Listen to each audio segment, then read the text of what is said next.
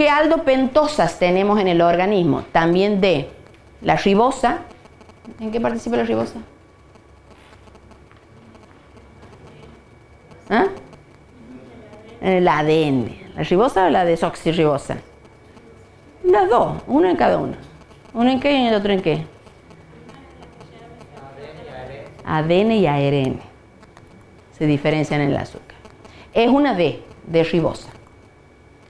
Y una aldohexosa, la más importante, la glucosa. Aquí está bien escrito.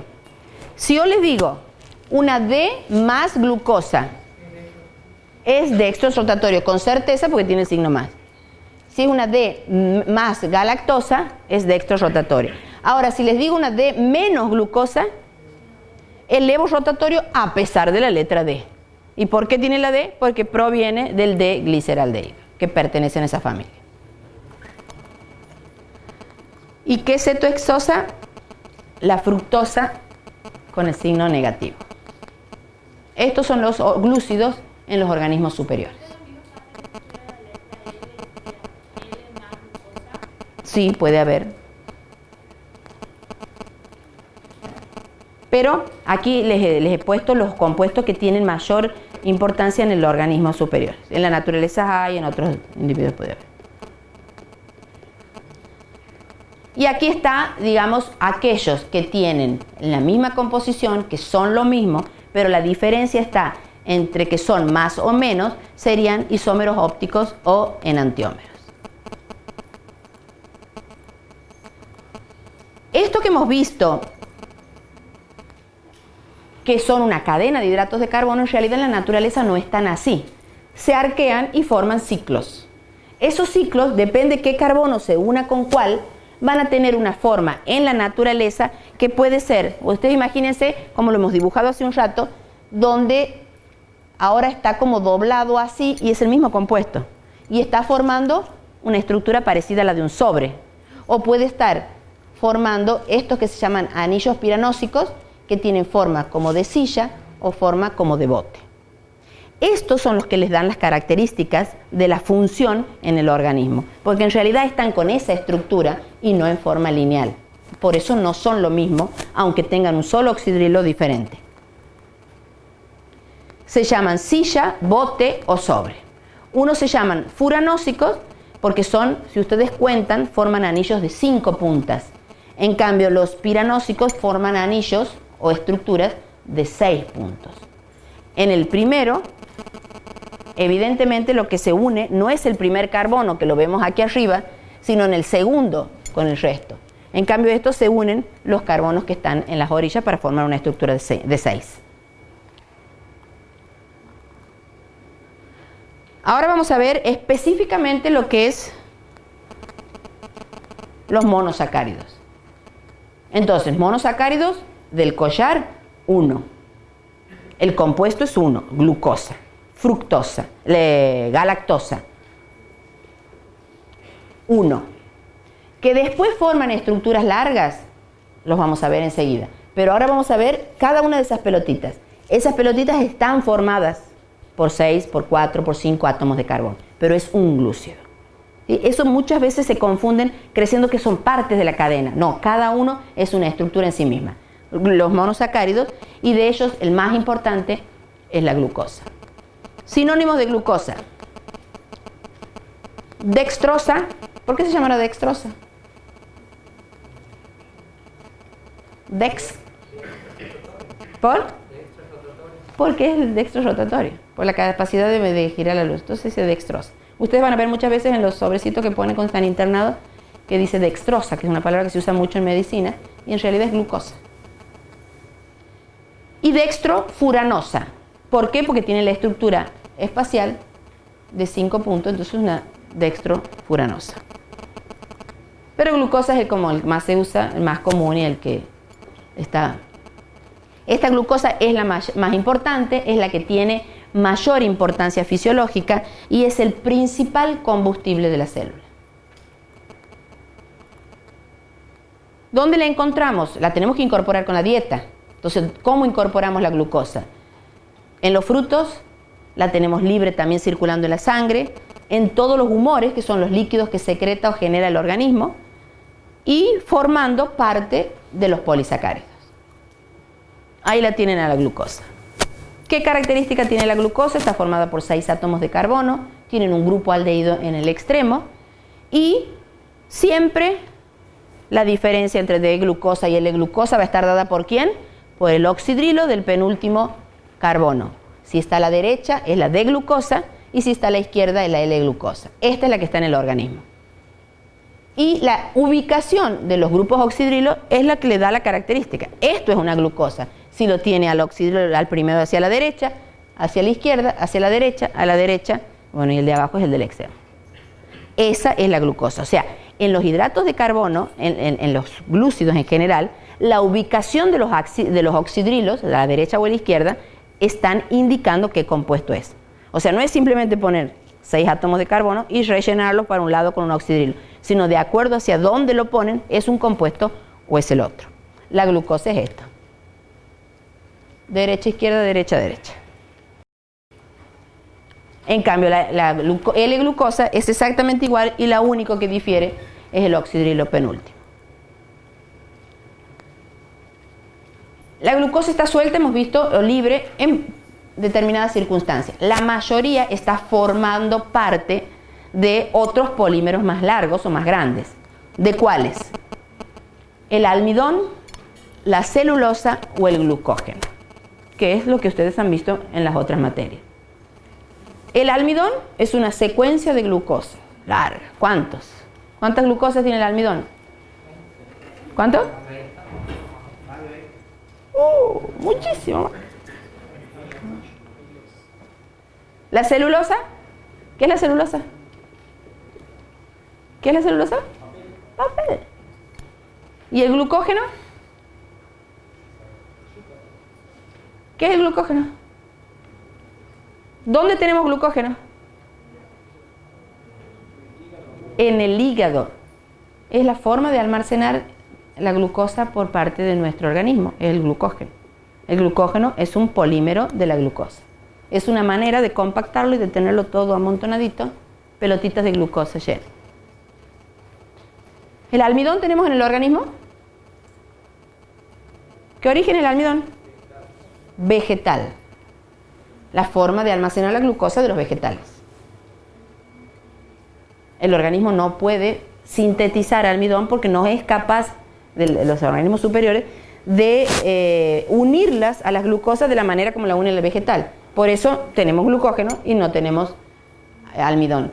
Simplemente es cómo se ha unido, pero desde el punto de vista funcional es lo mismo, es la unión de las glucosas, solo que el almidón tiene una forma de unir un carbono con el otro y el glucógeno de otro. Y la celulosa también es un polímero de la glucosa. O sea, el papel es una secuencia de glucosas unida de otra manera. ¿Y por qué no podemos comer papel? ¿Por qué?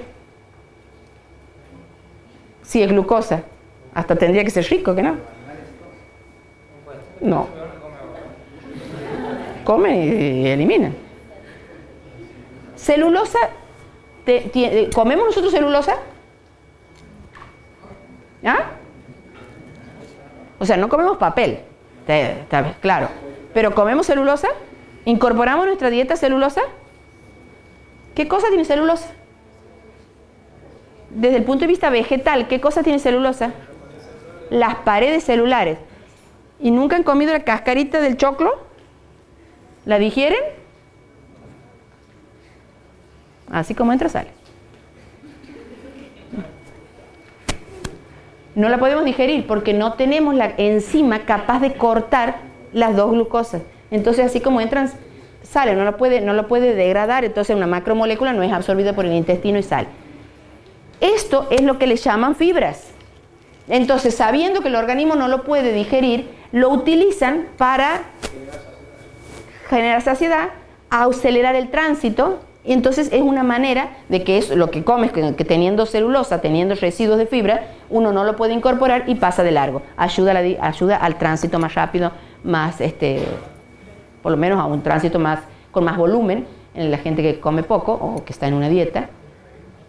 Pero ¿por qué no comemos principalmente la glucosa, la celulosa? Es porque no tenemos la enzima capaz de romperla. Y ahora creo que lo hemos puesto en este. En el próximo. La glucosa también forma parte de disacáridos, que serían 2 polisacáridos largos de glucosa. En cambio, en disacáridos, la sacarosa es un disacárido, forma parte de la glucosa, y la lactosa.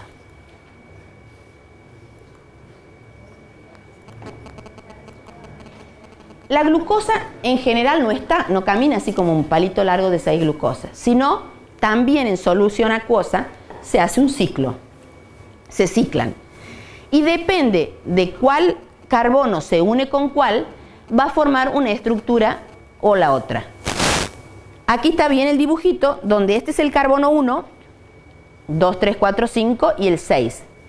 En general, en solución, lo que se une es el carbono 1 con el carbono 5 y forma esa estructura que se llama un hemiacetal, donde libera o deja como expuesto un oxidrilo, que es el que tiene esa capacidad reductora, que puede reaccionar con otros compuestos.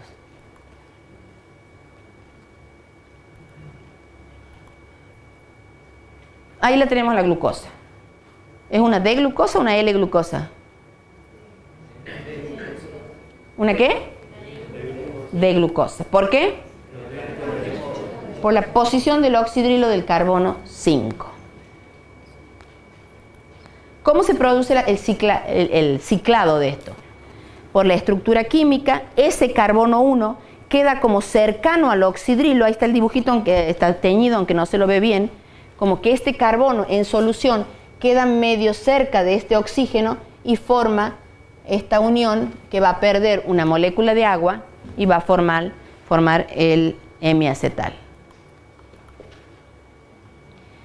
También podría formarse otro compuesto uniéndose a otros carbonos, que sería, en vez del primero con el quinto, en el dibujito verde, se podría unirse el primero con el cuarto y formaría esta estructura de 5 carbonos, que es, hemos dicho, una estructura furanósica es 1 y piranósica con 6. Entonces, si se hace esa prueba desde el punto de vista químico y medimos cuánta cantidad de uno se ha formado o del otro, nos da esta proporción, menos del 0,2% y casi el 99,8% de la otra. Lo que significa que aquella estructura es mucho más estable y se forma directamente o casi en forma espontánea mucho más que esta otra. Como toda reacción química, uno después la puede dirigir con alguna manera u otra cuando es el objetivo, en la parte sintética o el hombre en un laboratorio, pero no lo que sucede en la naturaleza, en el organismo. Pero sí es importante saber que esta estructura que toma o que adquiere la glucosa en solución va a explicar el por qué hay 2 estructuras, 2 formas, 2 isómeros que se llaman alfa y beta. ¿Cómo surge? Lo que se veía es que si se ponía una determinada cantidad de glucosa en solución y le medían la capacidad de virar o de girar la luz polarizada, se seleccionaba todos aquellos que tenían una determinada estructura química, se le medía y tenía una rotación más 112. La otra estructura tenía una rotación más 18. O sea, los dos eran dextrorrotatorios, pero uno hacía virar mucho más que la otra. A una se le llamó un isómero alfa y el otro un isómero beta. Lo que se hacía es juntarlos y dejarlos estacionar, y las mezclas o el resultante de la unión de estos dos isómeros, cuando se volvía a medir la capacidad de girar la luz, nos quedaba en más 52. Por eso es como que se sabía de que la glucosa era más 52, y en realidad es el fruto o la consecuencia de la unión de estos dos grupos que tienen estructura química distinta. Cíclicamente, al formarse un ciclo, la ubicación que quedaba del oxidrilo, si era hacia arriba o hacia abajo.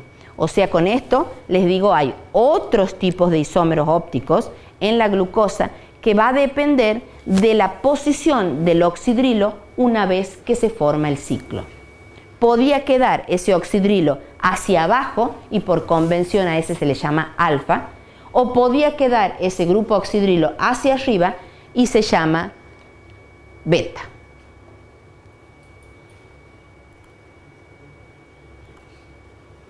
Esta capacidad de cambiar de un anómero al otro en un medio ácido, la posibilidad de le agregaban ácido al medio y se modificaba hacia un lado o hacia el otro, es lo que se llama, una propiedad de la glucosa, que se llama mutorrotación. Entonces le agregábamos un medio ácido a esta solución y podía variar de una estructura alfa hacia una estructura beta, que la explicación era el cambio conformacional de su estructura cíclica. Entonces, ¿qué son alfa y beta? Anómeros de la glucosa, donde la isomería está dada por la posición del oxidrilo con respecto al plano que forma la figura, el anillo hacia arriba o hacia abajo, ese grupo oxidrilo. Esto es isomería. Resumiendo la isomería, enantiómeros son isómeros ópticos, tienen el mismo nombre, por lo tanto es el mismo compuesto y solo difieren en esa capacidad de hacer rotar la luz polarizada y se llaman OD o L, salvo que pertenezcan a la familia del gliceraldehído con más átomos de carbono y hay que calcularlo y se lo expresa con el signo más o signo menos. Y en estos casos tenían que tener un número importante de átomos de carbonos asimétricos o carbonos quirales. Los anómeros era una isomería que dependía de los compuestos cíclicos, que es alfa y beta. Y los diastereoisómeros eran compuestos iguales, lo único que difería era un átomo de carbono, que podía ser el segundo, el tercero, el cuarto. No tienen el mismo nombre, son distintos compuestos y se llaman epímeros o diastereoisómeros. Difieren en la configuración de un átomo de carbono, no son imagen especular y tienen propiedades diferentes. Entonces, esto tienen que tener claro cuando hablamos de isomería en la glucosa o en los hidratos de carbono. Enantiómeros, imagen especular, alfa y beta, posición del ciclo del oxidrilo, y diastereoisómeros, distintos compuestos pero iguales, difieren en un solo átomo de carbono. Otro compuesto importante es la galactosa. Ahora ya me pueden decir cuál es el átomo diferente entre la glucosa y la galactosa. Habíamos dicho derecha, izquierda, derecha, derecha. Acá está el oxidrilo distinto entre la glucosa y la galactosa.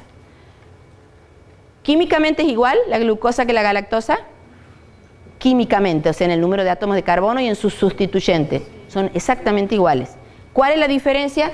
La posición del oxidrilo en el carbono 4. Entonces, ya me pueden decir también, entre la glucosa y la galactosa, ¿qué tipo de isómeros son? No son imagen especular, o sea que no es el primero. Y no estamos hablando de figuras, no es el del alfa y beta. Son diastereoisómeros. ¿Sí? O epímeros, que son sinónimos. Exacto. Y entre la D-galactosa y la L-galactosa, ¿qué son? ¿Qué tipo de isomería hay entre los dos? ¿Se llaman igual? Ya es más fácil. Son isómeros ópticos. Uno es D y el otro es L. ¿Por qué se llamaba D? Por la posición del oxidrilo penúltimo. L por la posición del oxidrilo penúltimo.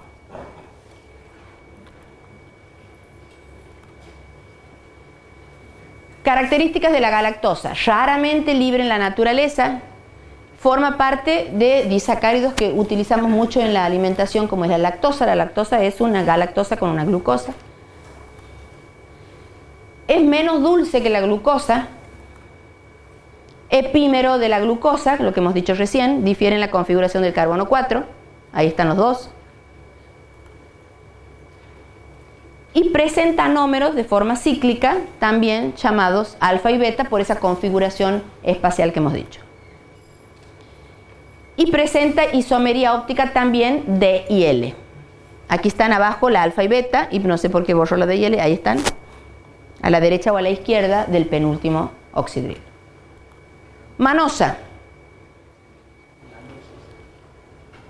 Derecha, izquierda, derecha, derecha. ¿Quién es este? Ay, Dios. La manosa, en el segundo átomo de carbono está la diferencia. Este lo tiene a la derecha, este lo tiene a la izquierda. Y el resto está igualito que la glucosa. Entonces, ¿qué son? Distinto nombre, ya no son isómeros ópticos. Son diastereoisómeros o epímeros. Epímero de la glucosa difieren en el carbono 2. Nada más, no le he puesto, pobremente.